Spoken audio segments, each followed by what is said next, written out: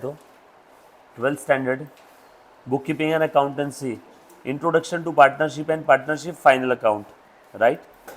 Please ध्यान देना, last lecture में मैंने क्या क्या चीजें बताई थी गाइज आप लोगों को। कोई हमने प्रैक्टिकल क्वेश्चन सॉल्व किया था, बताओ जरा एक बार। लास्ट लेक्चर में पार्टनरशिप का कोई प्रैक्टिकल क्वेश्चन सॉल्व किया था? फाइनल अकाउंट का इंट्रोडक्शन हुआ था, राइट। ओके, आ जाओ, चलो हम लोग आगे बढ़ते हैं। मुन्ना प्लीज ध्यान देना सब लोग। ओके, सो ध्यान दे बेटा, मुन्ना प्लीज ध्यान देना।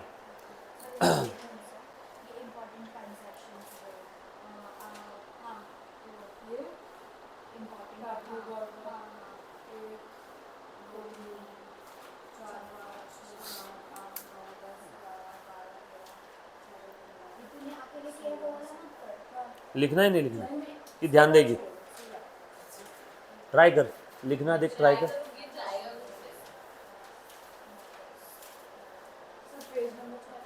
पेज नंबर है इसका 24, question number 1, partnership final account का क्वेश्चन नंबर 1। सब लोग साथ में बेटा, प्लीज ध्यान देना। मैं स्टार्ट कर रहा हूं, प्लीज ध्यान दो बच्चों।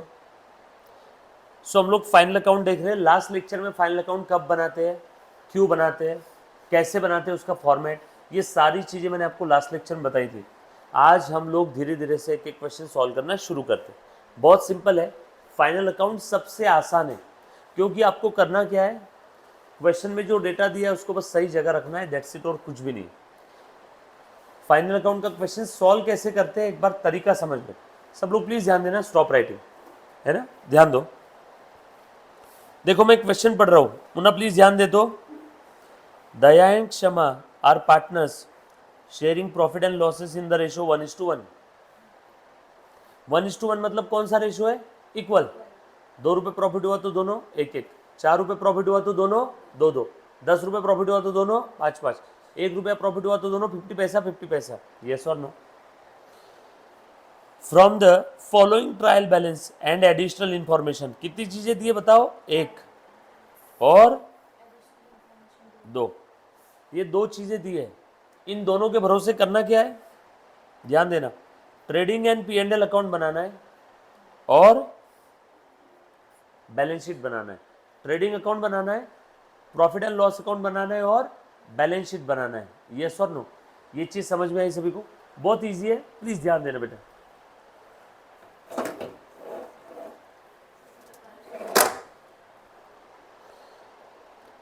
सबसे पहले क्वेश्चन पढ़ना है। अब सब लोग सिर्फ 1000% कॉन्सेंट्रेट करना। सबसे पहले करना क्या है, क्वेश्चन रीड करना है। ये ट्रायल बैलेंस आपको दिया है, सारे डेबिट बैलेंसेस और क्रेडिट बैलेंसेस। पहले बता देता हूँ, पेशेंस गेम है, यहाँ घाई नहीं करना है, बिल्कुल भी शांति में, रिलैक्स, लंबी सांस लेके, बिल्कुल घाई नहीं करना है। एक जगह गलती हुई, पूरा का पूरा फाइनल अकाउंट का सम भसक जाएगा, आई मीन टैली नहीं होगा, भसक जाएगा। अब बच्चे और सोचेंगे क्या बोला मास्टर। सो डेबिट बैलेंस में आपको स्टॉक दे दिया है। परेड कौन सा है, परेड का एंडिंग डेट है 31 मार्च 19, तो स्टार्टिंग डेट क्या रहेगा, 1 अप्रैल 18 से 31 मार्च 19, राइट। सो 1 अप्रैल 18 ये स्टार्ट डेट है और 31 मार्च 19 ये एंड डेट है, यानी क्लोजिंग डेट है। ध्यान दो, आ जाओ इधर, आके बैठ जाओ आप इधर आओ सामने, फैन के नीचे। हाँ हाँ, इधर मच्छर नहीं काटेगा। प्लीज साथ में रहना बेटे सब लोग। स्टार्ट डेट और एंड डेट आपको सब कुछ दिया हुआ है, बरोबर, ध्यान देना अभी। सो ओपनिंग डेट का आपको स्टॉक दिया है, कौन सा स्टॉक रहेगा फटाफट से बताओ। हाँ Munna, very good, opening stock रहेगा। ओपनिंग स्टॉक कहाँ जाएगा, ट्रेडिंग अकाउंट के डेबिट साइड में। याद है, बनाया था मैंने ट्रेडिंग अकाउंट, ट्रेडिंग के डेबिट में ओपनिंग स्टॉक और ट्रेडिंग के क्रेडिट में क्लोजिंग स्टॉक, बरोबर। चलो आगे, उसके बाद बिल रिसीवेबल, बोल बेटा कहाँ जाएगा, सानिका, बैलेंस शीट के एसेट साइड में। बिल रिसीवेबल ये एसेट है, डेटर्स एसेट है, any amount receivable is your asset.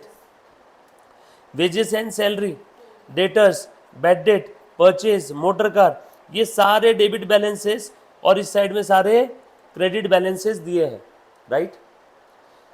और नीचे एडिशनल इंफॉर्मेशन दी है, क्लोजिंग स्टॉक दे दिया है। ऊपर कहीं बैलेंस शीट में क्लोजिंग स्टॉक दिख रहा है, ऊपर ट्रायल बैलेंस में कहीं क्लोजिंग स्टॉक दिख रहा है क्या? नो, बस इतना बोला है साल के आखिरी में क्लोजिंग स्टॉक था 40,000 का। ये अनरिकॉर्डेड ट्रांजैक्शन है। क्या है बेटा? ये अनरिकॉर्डेड, मतलब 40,000 के क्लोजिंग स्टॉक का इफेक्ट देना बाकी है, इसीलिए इन्होंने एडिशनल इंफॉर्मेशन में दिया। वन मोर टाइम बोलो बेटा, क्या चीज है? 40,000 के क्लोजिंग स्टॉक का इफेक्ट देना बाकी है, ये अनरिकॉर्डेड ट्रांजैक्शन है, इसीलिए इन्होंने कहां पे दिया? एडिशनल इंफॉर्मेशन में। यस और नो? वहां पे चेयर है पीछे, अगर चेयर पे ऐसे पैर लंबे करके बैठना है तो देखो चेयर ले ले, वहां पे उस पर स्पंज लगाया हुआ है, वहां पे आराम से बैठ सकते हो, बट ध्यान दो सिर्फ अच्छे से। उसके बाद आगे बोला है depreciate building and machinery at 5% and 3% respectively. क्या मतलब है इसका? बिल्डिंग और मशीन को, ध्यान देना मुन्ना, बिल्डिंग और मशीन को क्या किया? डेप्रिसिएट किया। डेप्रिसिएट करना है मतलब क्या करना है बेटा? उसकी वैल्यू कम हो गई। सर क्यों कम हो गई? यूज करने की वजह से। And depreciation is your expense, depreciation is your expense, loss नहीं है वो। जब भी आप कोई एसेट यूज करते हो तो एसेट यूज करने की वजह से उसकी जो वैल्यू कम होती है, तो जितने से वैल्यू कम हुई उस अमाउंट को हम लोग क्या बोलेंगे? डेप्रिसिएशन। तो बिल्डिंग और मशीन पे डेप्रिसिएशन रहेगा। कहाँ है बेटा बिल्डिंग और मशीनरी?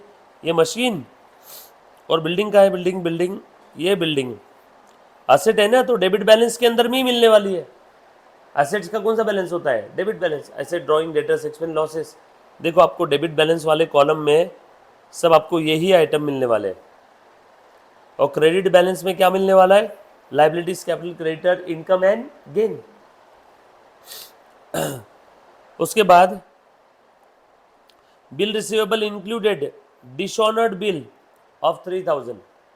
बिल रिसीवेबल में कुछ ऐसे बिल थे जो डिसऑनर हो चुके, जिनका अपमान हो चुका, जिनसे पेमेंट नहीं आने वाला है, उस बिल का पेमेंट अब रिसीव नहीं होगा। क्या करना है? मतलब क्या है उसका देखेंगे एडजस्टमेंट सॉल्व करते समय। कहाँ है बिल रिसीवेबल? देखो तो, बिल रिसीवेबल, बिल रिसीवेबल कहाँ है? ये है। यस और नो? और बिल का पेमेंट नहीं आएगा मतलब क्या रे बेटा? आपका डेटर्स बढ़ जाएगा। मतलब ध्यान से सुन, मेरे पास एक बिल रिसीवेबल था, मुन्ना प्लीज ध्यान दो सब लोग, आगे एक बिल्स ऑफ एक्सचेंज टॉपिक आएगा इसी 12th में, उससे रिलेटेड है। मेरे पास एक बिल रिसीवेबल था, उस बिल के अंदर में ये वेदांत ने साइन करके दिया हुआ था कि ये पैसा देगा ड्यू डेट पे, तो मैंने इससे बिल रिसीवेबल ले लिया। ड्यू डेट पे इसने पैसे नहीं दिए, मतलब बिल का क्या हो गया? डिसऑनर। ड्यू डेट के दिन बिल का पैसा नहीं मिला, बिल रिसीवेबल का पैसा नहीं मिला, मतलब बिल क्या हो गया? डिसऑनर। तो बिल रिसीवेबल नाम की एसेट खत्म हो गई, और जैसे ही बिल डिसऑनर हो गया, अब ये डायरेक्टली मेरा क्या बन जाएगा? डेटर। तो बिल रिसीवेबल डिसऑनर हुआ तो उसका इफेक्ट कहाँ कहाँ जाता है? बिल रिसीवेबल अकाउंट पे और डेटर अकाउंट पे। One more time, bill receivable dishonour हुआ तो उसका इम्पैक्ट कहाँ जाएगा बेटा? एक बिल रिसीवेबल अकाउंट और एक दूसरा डेटर्स पे। यस और नो? जब भी किसी पार्टी से बिल का पैसा आना बाकी है और अगर वो बिल डिसऑनर हो जाता है तो बिल रिसीवेबल का इम्पैक्ट कहाँ जाता है? थोड़ा सा एक आपको हिंट दे दूं क्या इसके बारे में? ध्यान से सुनना, आपको लर्न करने की जरूरत नहीं, थोड़ा सा लॉजिकली बताता हूँ, प्लीज ध्यान दो। ये देखो, ये मैं हूँ और ये जानवी है। मैंने जानवी को क्रेडिट बेसिस पे गुड सेल किया, कितने का? 1,000 का।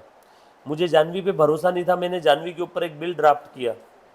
जानवी को बोला चल इस बिल को एक्सेप्ट कर। मुन्ना ध्यान देना पड़े सब लोग। जानवी को क्या बोला? इस बिल को एक्सेप्ट कर। जानवी ने ये बिल एक्सेप्ट किया। एक्सेप्ट करना मतलब जानवी ने साइन करके मुझे दे दिया। जैसे ही जानवी ने साइन करके पेपर मुझे दिया, ये पेपर मेरे लिए बन गया बिल रिसीवेबल। मेरे लिए तो आना बाकी है, और जानवी के लिए क्या बन गया? Bill payable. पहले ये क्या था? पहले ये एक तुच्छ ड्राफ्ट था। मैंने जानवी के ऊपर एक ऑर्डर ड्राफ्ट किया। देखो सुनो सुनो बेटा, सब लोग ध्यान देना। मैंने जानवी को उधारी में माल बेचा 1,000 का, मुझे जानवी पर भरोसा नहीं था, मैंने एक ऑर्डर, एक डॉक्यूमेंट ड्राफ्ट किया, उसमें एक ऑर्डर लिखा, ऑर्डर दिया जानवी को, तू इतने समय बाद इतना इतना पैसा देगी, ये एक ऑर्डर है पेपर पे लिखा हुआ, चल इस ऑर्डर को तू एक्सेप्ट कर।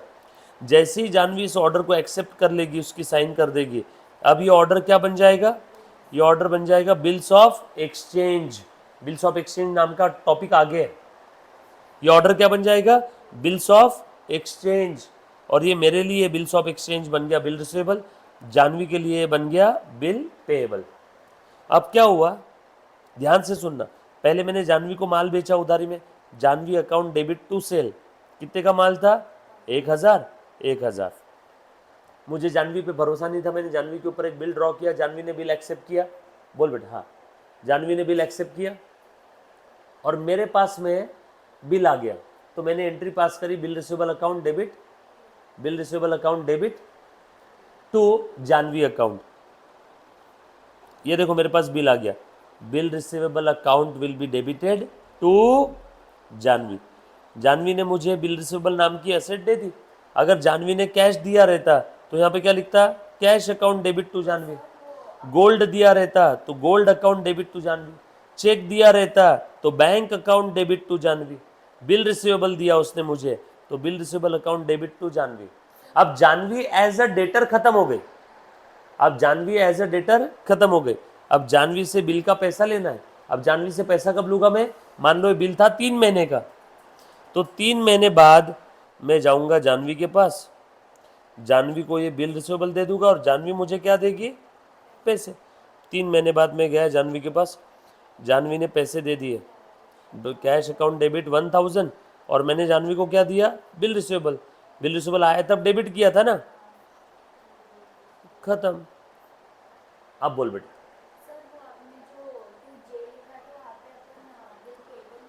नहीं बिल पेबल मेरा है नहीं, बिल पेबल तो जानवी का है। अकाउंटिंग किसके बुक में चल रही है, हरीश के बुक में। यस और नो, बरोबर है। सो जानवी ने मुझे क्या दिया, बिल रिसीवेबल नाम की एसेट दी, तो मैंने क्या लिखा, bill receivable account debit to Jahnavi. Jahnavi ने कैश दिया रहता तो cash account debit to Jahnavi. Jahnavi ने चेक दिया रहता तो bank account debit to Jahnavi. Jahnavi ने बिल रिसीवेबल दिया तो bill receivable account debit to Jahnavi. अब हुआ क्या, ड्यू डेट के दिन जानवी ने पैसे दिए नहीं, दिए नहीं मतलब बिल क्या हो गया, डिसऑनर हो गया। बिल क्या हो गया, डिसऑनर। अब जैसे ही बिल डिसऑनर हो गया, मैंने जानवी को बोला, जानवी अब बिल वगैरह सब साइड में रख, तू मेरी फिर से डेटर बन गई। ये बिल मिला था तब का एंट्री था ना, बिल रिसीवेबल रिसीव्ड, और अब बिल डिसऑनर हो गया तो अपोजिट एंट्री, बिल डिसऑनर। तो देखो Jahnavi account debit to bill receivable, Jahnavi मेरी फिर से क्या बन गई, डेटर। तो जब बिल डिसऑनर होता है तो जब बिल मिला था वो जो एंट्री पास किया था ना, उससे अपोजिट एंट्री पास कर देना।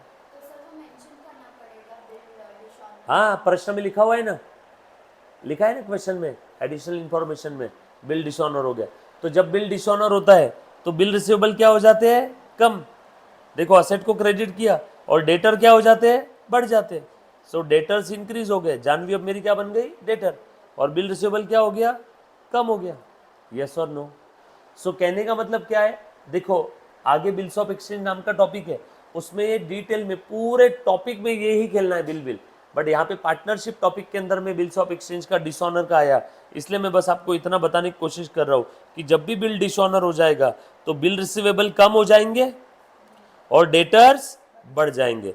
तो उसकी एडजस्टमेंट कहाँ कहाँ होगी, बिल रिसीवेबल और डेटर्स में, बरोबर है। यहाँ पे पार्टनरशिप टॉपिक में बस इतना ध्यान रखना, बिल रिसीवेबल डिसऑनर हो गया तो एंट्री इफेक्ट क्या होगा उसका, बिल रिसीवेबल डिसऑनर मतलब बिल रिसीवेबल नाम की एसेट की वैल्यू हो गई 0, डिसऑनर हो गया, अपमान हो गया, मतलब उसकी वैल्यू खत्म हो गई।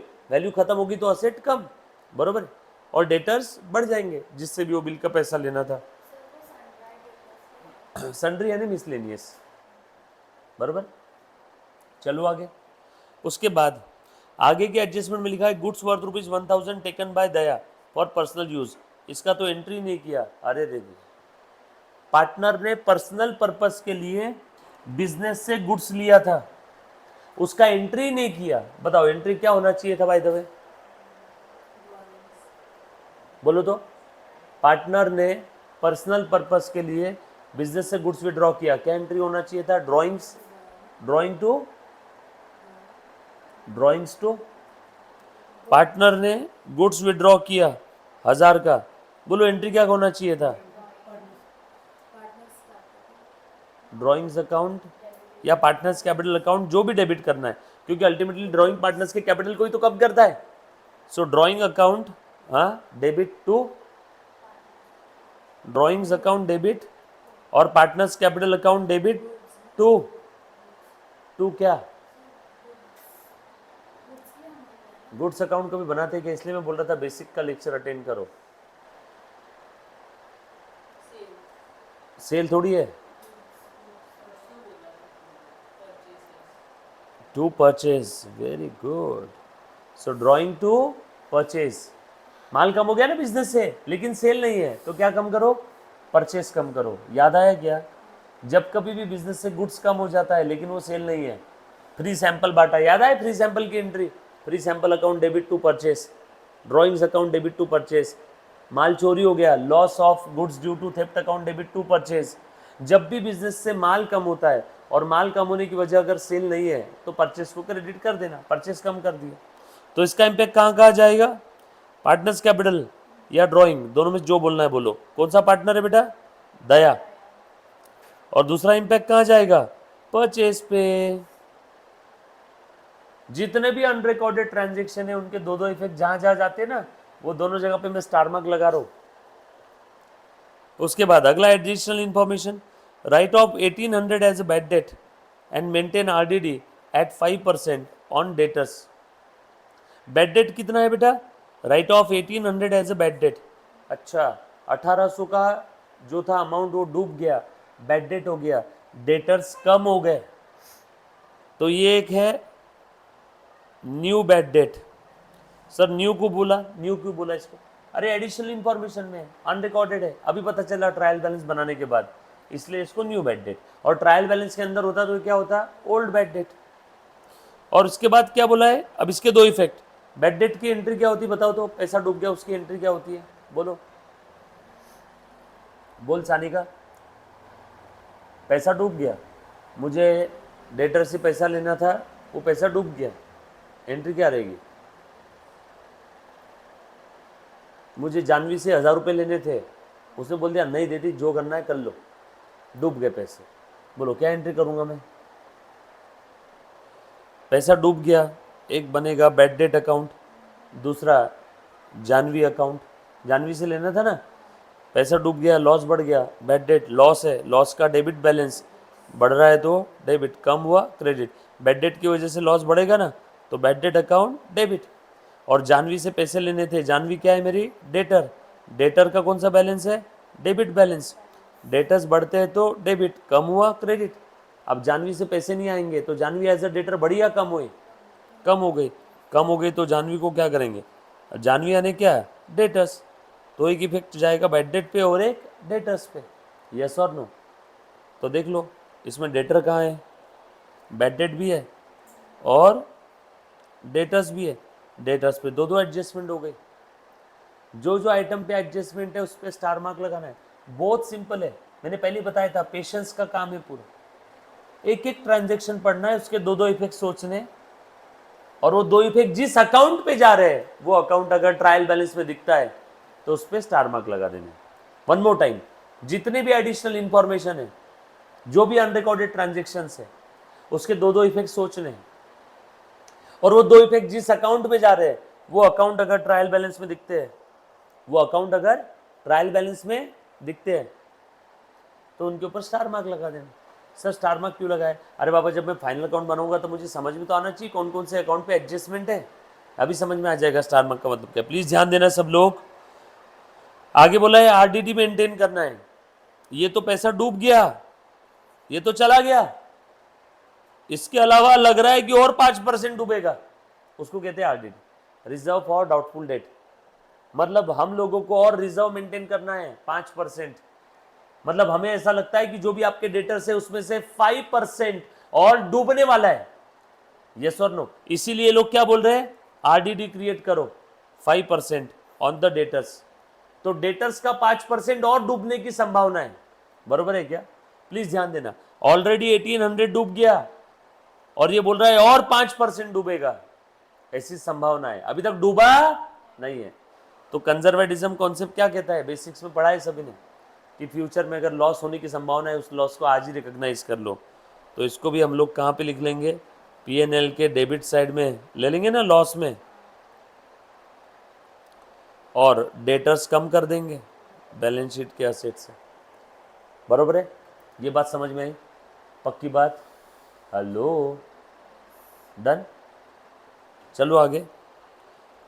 ये एडजस्टमेंट सबसे ज़्यादा काम किए, बच्चों को सबसे ज़्यादा डर लगता है इसी एडजस्टमेंट से, बैड डेट, RDD। ध्यान देना बेटा, इस एडजस्टमेंट के बगैर आपका पेपर कंप्लीट ही नहीं होगा। Goods of ₹6,000 were sold but no entry was made in the books of account. 6,000 का माल बेच दिया बट उसके लिए कोई एंट्री किया ही नहीं। अब करना पड़ेगा क्या? बोलो, माल बेच दिया उसके लिए एंट्री कर लेते, डेटर बढ़ गए रहेंगे। कैश मत सोचना इसमें, कैश अगर सोचा तो क्या तकलीफ हो जाएगी मालूम है क्या? कैश का ऑलरेडी जो बैलेंस आया हुआ है ना हमारे पास, ये फुल एंड फाइनल बैलेंस रहता है। जनरली कैश बैलेंस को हम लोग छेड़ते नहीं है, तो हम लोग क्या अजम्पशन लेंगे, एडजस्टमेंट में जब भी ऐसा बोला है कि माल बेचा, एंट्री नहीं किया, तो क्या सोचना, उधारी में बेचा होगा। उधारी में बेचा है तो क्या बढ़ा देना, डेटर्स, डेटर्स टू सेल। बोलो कहाँ का इम्पैक्ट जाएगा, और कहाँ पे? भाई साहब, डेटर्स पे तो 3 एडजस्टमेंट हो गई। सारी एडजस्टमेंट्स जहाँ जहाँ थी मैंने सब जगह टिक मार्क लगा दिया। बरोबर है, पूरा क्वेश्चन मैंने पढ़ा, ट्रायल बैलेंस दिए हुए थे, सारे डेबिट बैलेंस दिए, सारे क्रेडिट बैलेंस दिए, हमें बोला है कि अकाउंट बनाओ, ठीक है मैं बना लेता हूँ। अब स्टेप नंबर 1 खत्म हो गई, क्वेश्चन पढ़ लिया, एडजस्टमेंट स्टार मार्क लगा दिया, है ना। एडजस्टमेंट कैसे स्टार मार्क लगाया, जो जो एडजस्टमेंट्स थी वो एडजस्टमेंट की एंट्री अगर मैं करता था तो कौन कौन से अकाउंट पे इम्पैक्ट आता था, वो सारे अकाउंट्स पे स्टार मार्क लगा दिया। अभी ध्यान से सुनना, आ जाओ मुन्ना, देख तो ज़रा प्लीज़, ध्यान दे बेटा।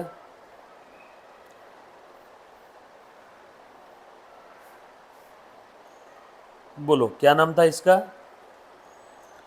क्वेश्चन नंबर 1, दया एंड क्या बनाना है बेटा इनका, ट्रेडिंग अकाउंट, P&L अलग बना लेता हूँ मैं, प्रॉफिट एंड लॉस अकाउंट लिखना है ऐसे, for the year ended 31 March 19। एक साथ बनाओ चलेगा, अलग अलग बनाए तो भी चलेगा। नए नए पहले 2-3 सम में हम लोग अलग अलग बनाएंगे, बाद में हम लोग मिक्स करना शुरू कर देंगे, है ना। बोल बेटा।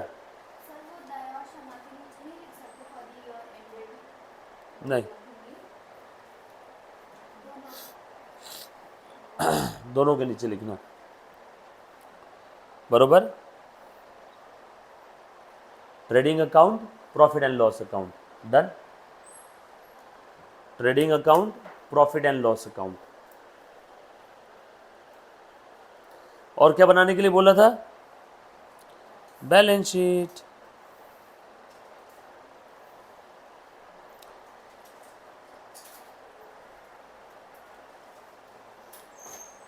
As on 31 March 19, liabilities amount, assets amount,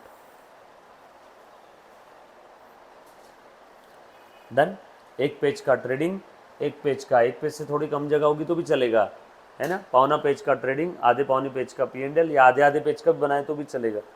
exam में एक एक पेज का बना लेना, है ना। सप्लीमेंट होती है हमारे पास, कंजूसी मत करना, आइटम के बीच में, 2 आइटम के बीच में एक लाइन की जगह छोड़ना।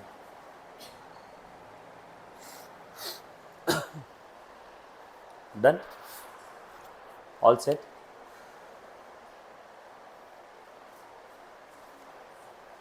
बना लिया बेटा फॉर्मेट, लिख लिया proper, particulars amount, particulars amount,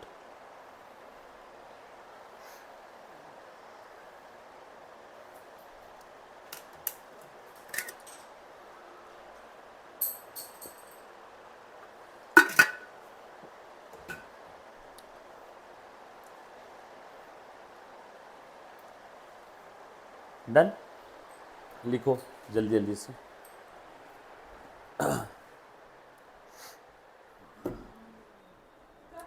Rohit 7 बजे का करना, 6:30 है ना उसका टाइमिंग, 7:10 कर दे, 7:10, ठीक है। हाँ, अपने भी और यस के भी। डन, बनाओ बेटा, फॉर्मेट अच्छे से बनाओ।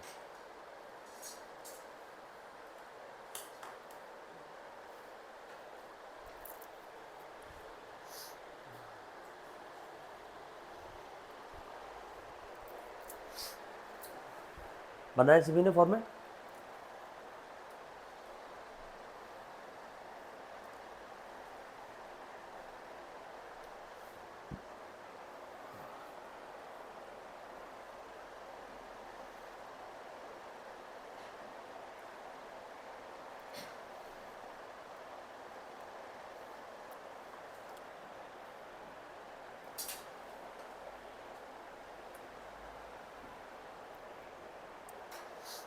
डन नहीं?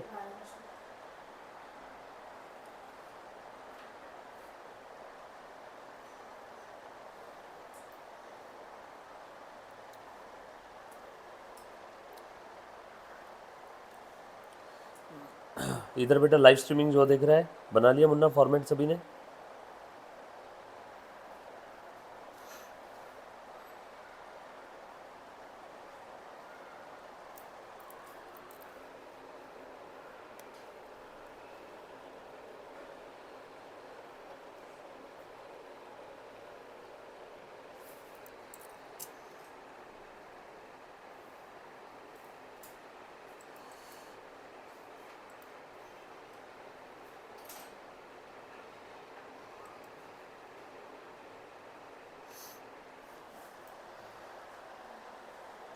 ऑल सेट, आ जाओ। अभी देखो सॉल्व कैसे करना है। फर्स्ट स्टेप, क्वेश्चन रीड कर लिया, एडजस्टमेंट मार्क कर लिया, देन फॉर्मेट बना लिया। चलो स्टार्ट करूँ सॉल्व करना। अभी देखो कैसे सॉल्व करते हैं। सबसे पहला आइटम ले रहे मुन्ना, बता दो। मैं अब रेड पेन से यहाँ पे देख रहा हूँ, मार्क कर रहा हूँ। बोलो ओपनिंग स्टॉक, इस पे कोई एडजस्टमेंट है क्या? नो, ओपनिंग स्टॉक पे स्टार मार्क है ही नहीं, कोई एडजस्टमेंट नहीं है। लिख दो डायरेक्टली। ओपनिंग स्टॉक कहाँ पे लिखना है? ट्रेडिंग अकाउंट के डेबिट में। कितना है? 65,000, 65,000 लिखो। To opening stock 65,000, to opening stock 65,000। Done. चलो आगे, हो गया, लिख दिया। एक आइटम का इफेक्ट खत्म हो गया। कितना इजी है, सब आइटम रेडीमेड दिए, बस उसको क्या करना है? ट्रांसफर करना है कि नहीं? उसके बाद अगला आइटम बिल रिसीवेबल, कहाँ जाएगा? बैलेंस शीट के एसेट में। इस पे एडजस्टमेंट है क्या? यस, 28,000। ध्यान देना, अब यहीं से काम का पार्ट शुरू हो रहा है बेटा। बिल रिसीवेबल बैलेंस शीट के एसेट साइड में लिख रहा हूँ 28,000। इस पे एडजस्टमेंट है, एक एडजस्टमेंट है मुन्ना, देखो मैं यहाँ लिख लेता हूँ बिल रिसीवेबल। सर यहाँ क्यों लिखा? अरे ऊपर कर फिक्स असेट होती है और नीचे करंट असेट होती है। जनरली फॉर्मेट कैसा होता है? ऊपर लॉन्ग टर्म असेट और नीचे शॉर्ट टर्म, राइट? ओके, सो ऊपर में लॉन्ग टर्म असेट है और नीचे शॉर्ट टर्म असेट है। तो मैंने बिल रिसीवेबल नीचे लिख दिया एक अंदाज सा जगह देख करके। सर अगर अंदाज थोड़ा गलत हो गया जगह का, ऊपर गलती से लिख दिया, कोई गलत बात नहीं है, ठीक है। It's just a matter of presentation. बोलो बेटा बिल रिसीवेबल का कितना अमाउंट है, बताओ फटाफट से। 28,000। बट ये अमाउंट में कहाँ पे लिखूंगा मालूम है क्या? इनर कॉलम में। सर क्यों इनर में, क्यों आउटर में क्यों नहीं? क्यों बोला बेटा, बताओ। क्योंकि इस पे एडजस्टमेंट है, एडजस्टमेंट आएगी तब देखेंगे। अभी इनर कॉलम में लिख दो, खत्म, क्योंकि उस पर एडजस्टमेंट है ना। उसके बाद अगला आइटम बिल रिसीवेबल के बाद बताओ तो। वेजेस एंड सैलरी पे कोई एडजस्टमेंट नहीं है। बोलो कहाँ लिखूंगा वेजेस? ट्रेडिंग अकाउंट के डेबिट में लिख दो। सैलरी एंड वेजेस होता तो पीएनएल में लिखता, वेजेस एंड सैलरी है तो ट्रेडिंग में। पहला वर्ड क्या है? वेजेस, सो ट्रेडिंग के डेबिट में डोमिनेंट यहाँ पे वेजेस है। तो देखो मैं यहाँ लिख रहा हूँ टू वेजेस एंड सैलरी। कितना है बेटा वेजेस एंड सैलरी, बताओ। 9,000। प्लीज़ मेरे साथ साथ में सारी चीज़ें लिखो, जहाँ समझ में नहीं आए वहाँ पे पूछो। कसम है आपको, आपके चाहने वालों की। आपने तब के तब डाउट आए तो पूछना है मुन्ना।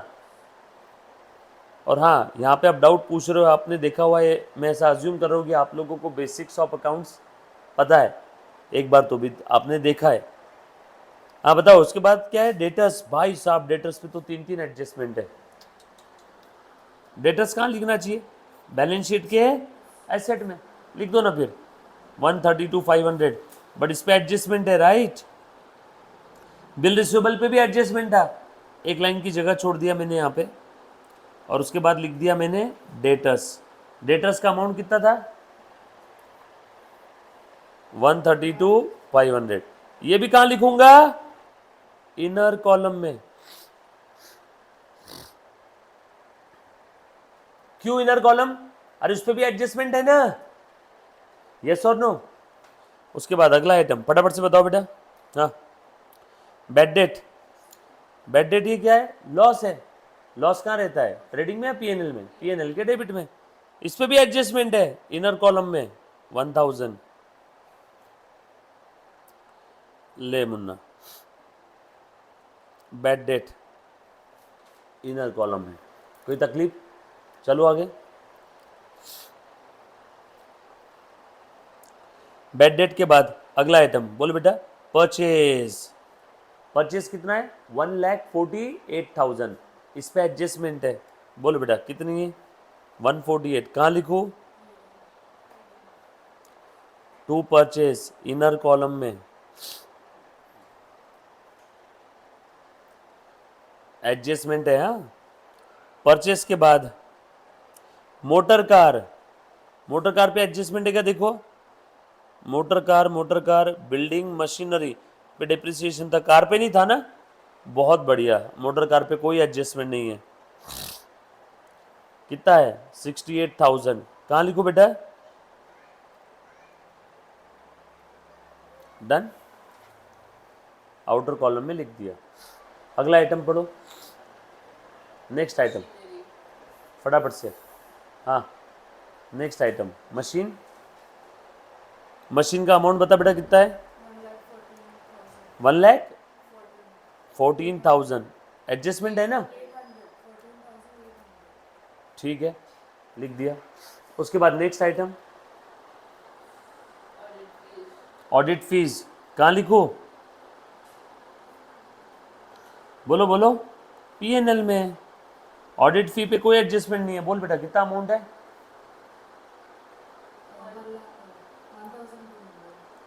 Next item 1,200। ये हो गया, ये हो गया। Sales return. सेल्स रिटर्न कहाँ लिखो? सेल्स में से माइनस कर दो, बरोबर ना? या तो ट्रेडिंग के क्रेडिट में सेल्स में से माइनस करो, या तो अपोजिट में लिख दो, डेबिट में। सेल्स रिटर्न कितना है? 2,000। एडजस्टमेंट नहीं है ये। हाँ, ये तो और बच्चा बोलेगा एडजस्टमेंट है क्या? नो। सेल्स में से सेल्स रिटर्न क्या होता है? माइनस। कितना है? 2,000। सेल्स अभी तक पता नहीं है, सेल्स आएगा क्रेडिट बैलेंस में। अगला आइटम फटाफट से देखो, डिस्काउंट। ये डिस्काउंट अलाउड है या रिसीव्ड है? क्या बोलते हो आप लोग? अल्पना, अलाउड है या रिसीव्ड है?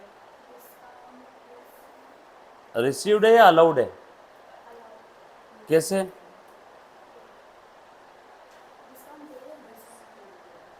ये मिला है कि दिया है? कहाँ लिखा तो नहीं यहाँ पे?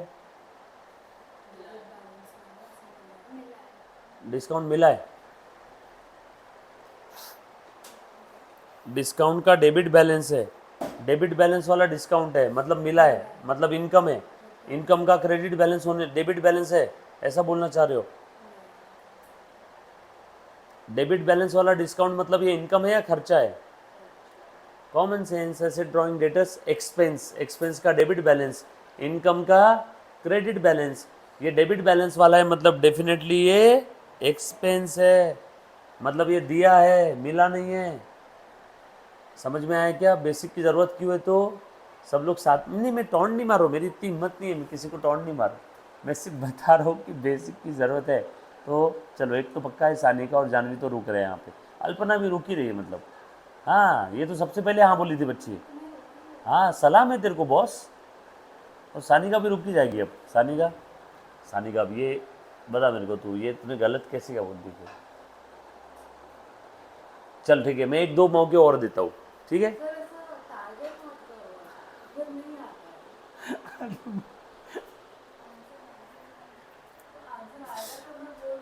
अच्छा मेरी बात सुनो, मैं मैं टारगेट नहीं कर रहा हूँ, मैं सिर्फ सवाल पूछ रहा हूँ।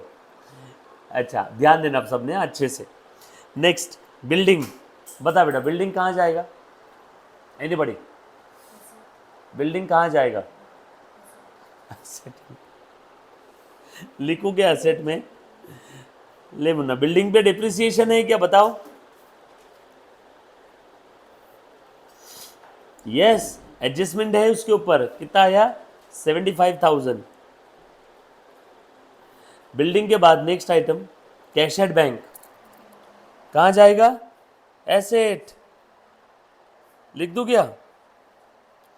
कहाँ लिखूं कैश एट बैंक? डेटर्स में 3-3 एडजस्टमेंट थी, ज्यादा जगह छोड़ना। डेटर्स में 3-3 एडजस्टमेंट थी, मालूम है ना? 3-3 स्टार मार्क है, तो ज्यादा जगह छोड़ देना। कैश एट बैंक कितना है बेटा बताओ? 12,000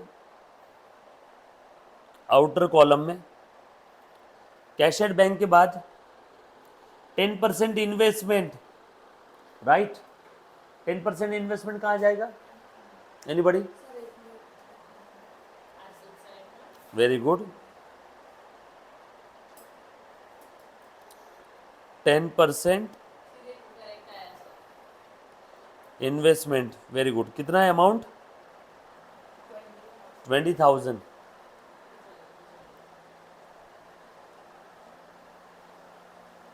डन। उसके बाद एडवर्टीजमेंट पेड फॉर 9 मंथ। हे प्रभु, एडवर्टीजमेंट कितने महीने के लिए पे कर दिया है? 9 मंथ का पे कर दिया, मतलब 3 महीने का पे करना बाकी है। ये है एडजस्टमेंट। सर कैसे समझा? ब्रैकेट में लिखा हुआ था ना, 9 महीने का एडवर्टीजमेंट पे किया, मतलब 3 मंथ्स का पे करना बाकी है। यहाँ पे कुछ बच्चे ऐसा सोचेंगे, नहीं सर हो सकता है 9 महीने किया, ऐसा अजम्पशन नहीं लेना। पेड फॉर साल कितने महीने का है? 12 महीने का। 9 महीने का एडवर्टीजमेंट पे कर दिया, तो ऐसा अज्यूम करना 3 महीने का देना बाकी है, राइट? पक्की बात। अगर ये 9 महीने का एडवर्टीजमेंट उतना ही किया रहता तो ये आपको दिया नहीं रहता, फिर बस इतना बोल दिया रहता एडवर्टीजमेंट 4,500। यहाँ पे बोला इन्होंने 9 महीने का पे कर दिया, मंझे मतलब 3 महीने का पे करना बाकी। एडवर्टीजमेंट 4,500, इस पे एडजस्टमेंट है। सर नीचे लिखा तो नहीं था, इसको हिडन एडजस्टमेंट बोलते।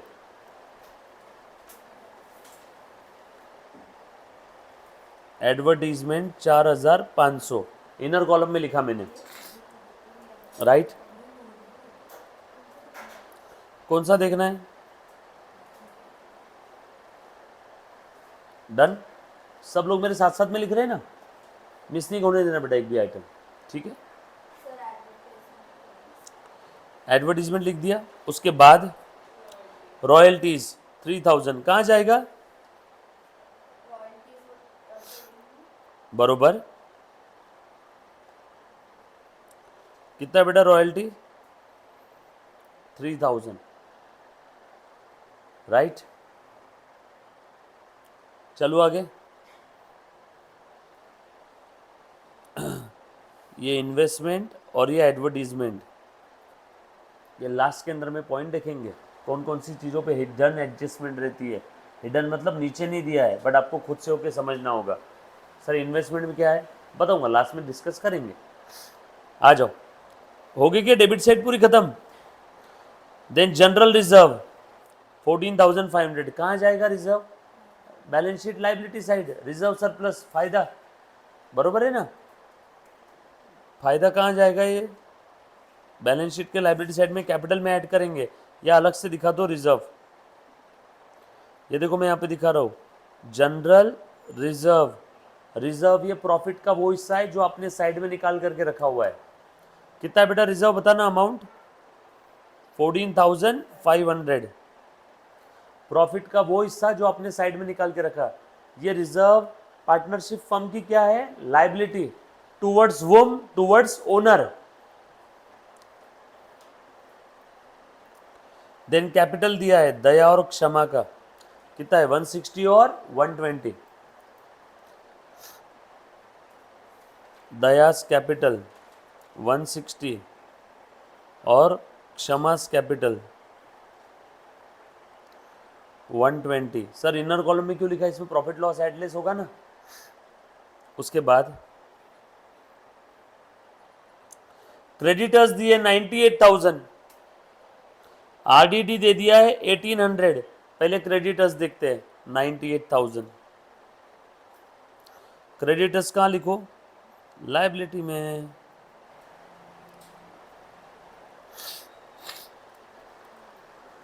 बरोबर, डन। और उसके बाद आरडीडी दिया है बेटा ट्रायल बैलेंस के अंदर में, ध्यान देना सब लोग। ट्रायल बैलेंस का जो आरडीडी है वो कहाँ जाएगा, ये ओल्ड आरडीडी है। एडजस्टमेंट में जो दिया है वो न्यू आरडीडी है, ओल्ड आरडीडी है। ऑलरेडी आपने इतना आरडीडी क्रिएट करके रखा है 1800 का।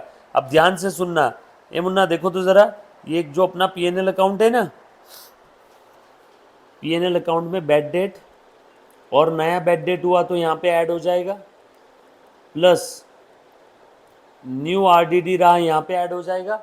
और देखो ओल्ड आरडीडी रहा तो यहाँ से माइनस होगा। मतलब इस स्प्रेड में नेट कितने का आरडीडी क्रिएट करना है वो समझ में आ जाएगा। सो हमेशा ध्यान रखना, bad debt plus new bad debt plus new RDD minus old RDD. अब यहाँ पे ये हमने ऐसा क्यों किया, 2 सेकंड के लिए बोर्ड पे ध्यान देना बेटा। देखो तो, जैसे मान लो डेटर से 100 रुपये का और आपको बोला है कि आरडीडी क्रिएट करना है 10%, तो देयरफॉर आरडीडी रिक्वायर्ड कितना रहेगा बेटा, बताओ तो जरा मुझे। 10 का, 100 का 10% 10 होता है ना, तो आरडीडी कितने का क्रिएट करना है, 10 का। बट ट्रायल बैलेंस के अंदर में ऑलरेडी पुराना वाला आरडीडी दिया हुआ है, मान लो 7 का, तो बताओ फर्दर आरडीडी कितना क्रिएट करोगे आप। टोटल आरडीडी कितना चाहिए, 10, बट ट्रायल बैलेंस में दिया हुआ है कि ऑलरेडी कितना क्रिएटेड है, ओल्ड 7, तो और कितना क्रिएट करोगे, 3। कैसे निकाला आपने 3, इसमें से ओल्ड माइनस किया ना, तो मैं भी तो वही कर रहा हूं। फर्दर और कितने का आरडीडी क्रिएट करना है, जैसे ध्यान देना, मेरा बर्थडे आने वाला है, बर्थडे के लिए 10,000 रुपये का पार्टी का एक्सपेंस होने वाला है, तो मुझे टोटल कितने पैसे का जुगाड़ लगाना है, 10,000 का। फिर मैंने मेरे जेब में देखा ऑलरेडी 6,000 पड़े थे, तो मुझे फर्दर कितने की प्रोविजन क्रिएट करना है, बस 4 की। टोटल खर्चा 10 का है, ऑलरेडी मेरे पास 6,000 पड़े हैं, सो मुझे और कितने की प्रोविजन करना है, 4 की। मतलब ऑलरेडी जो पुराने पड़े हैं, ऑलरेडी जो पुराना आरडीडी है उसको हम लोग क्या करते हैं, माइनस करते हैं। लॉजिक समझ में आया सभी को। सो पुराना वाला आरडीडी मैंने क्या किया, लेस कर दिया, तो मुझे समझ में आ जाएगा ओल्ड कितना, नया और कितना क्रिएट करना है।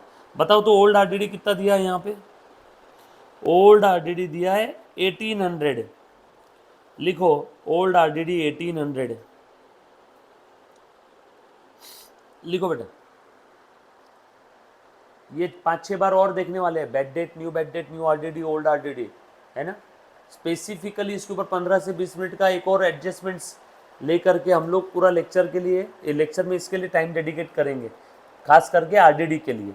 अभी क्या करो, ये फॉर्मेट सबसे भी लिख लो, bad debt plus new bad debt plus new RDD minus old RDD. Old कहाँ पे दिया रहेगा बताओ, ट्रायल बैलेंस में। न्यू कहाँ पे दिया रहेगा, एडजस्टमेंट में। ये आपके लिए लिखवा के दे रहा हूँ, ये आंसर का पार्ट नहीं है। और ये बैड डेट कहाँ दिया रहेगा, ट्रायल बैलेंस में।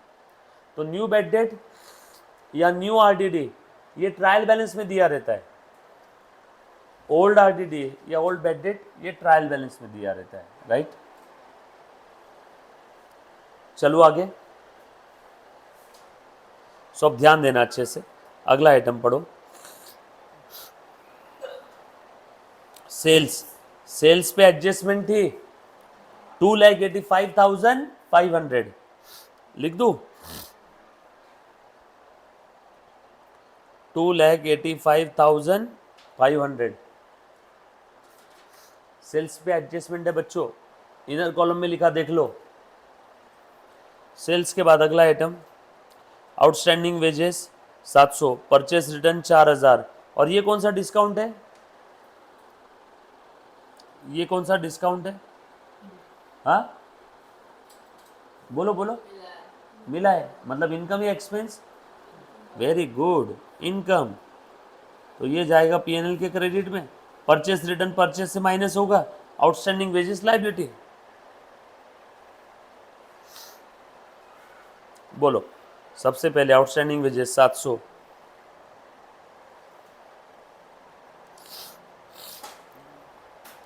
फिर उसके बाद क्या बोला है आगे बेटा, परचेज रिटर्न 4000, परचेज में से माइनस हो जाएगा ना, और उसके बाद और क्या बेटा लास्ट में, डिस्काउंट रिसीव्ड 1800।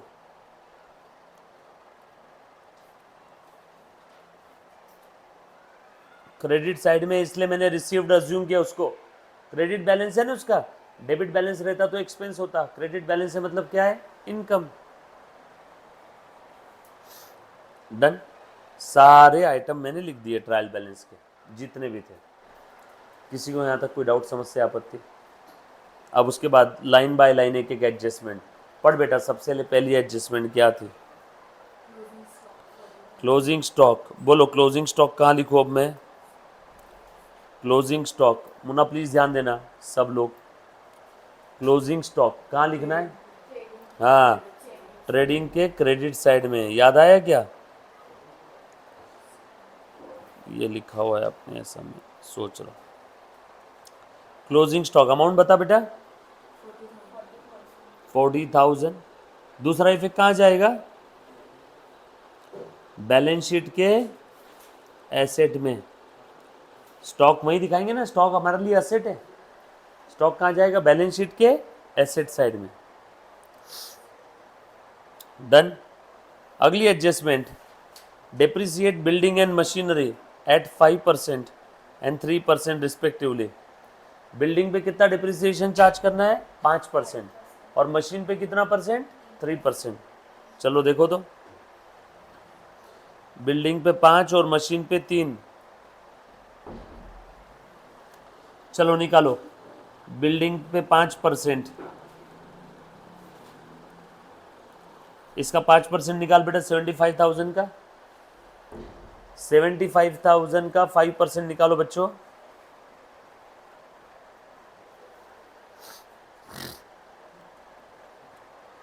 इजी है, ओरल है। देखो 75,000 का 10% कितना आता है, 7,500, बरोबर ना, तो इसका आधा कर दो, 3750,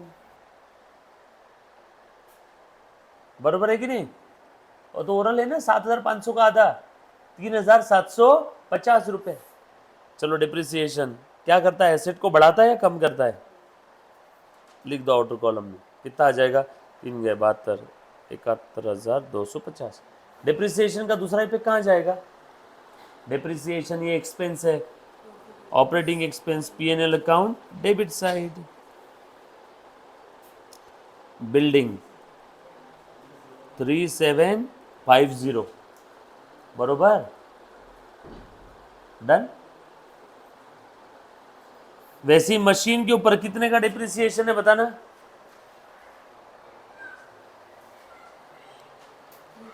मशीन के ऊपर है 3%,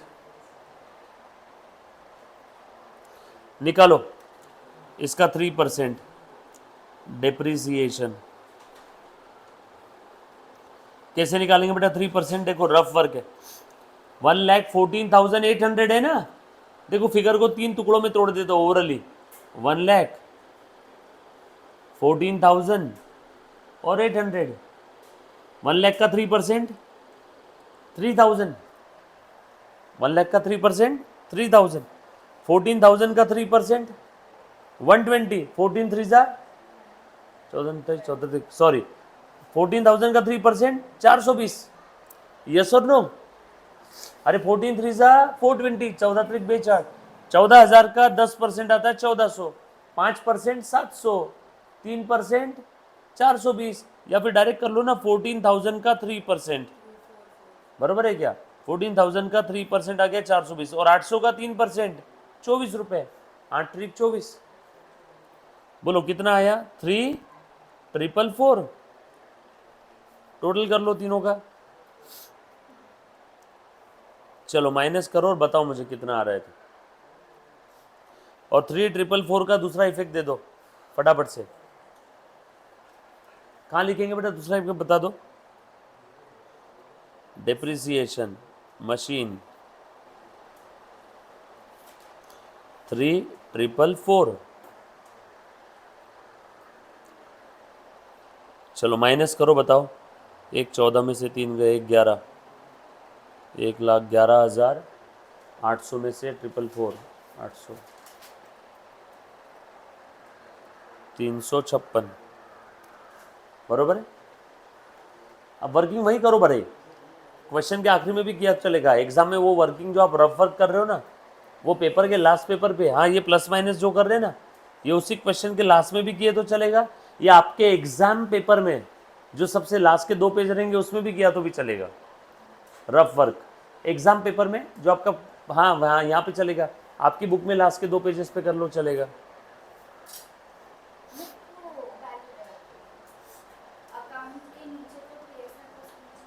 हाँ कर सकते, डन दे दिए। उसके बाद का एडजस्टमेंट यहाँ से आगे, बाकी एडजस्टमेंट देखेंगे टुमारो। बोल मुन्ना लिखो।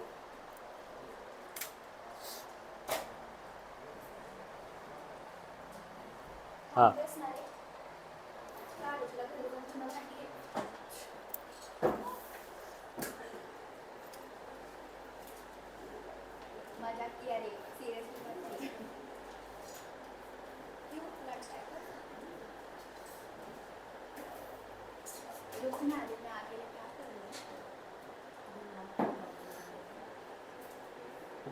बस क्या सानी का ऐसा करेगी, छोड़ के जाएगी तो अल्पना।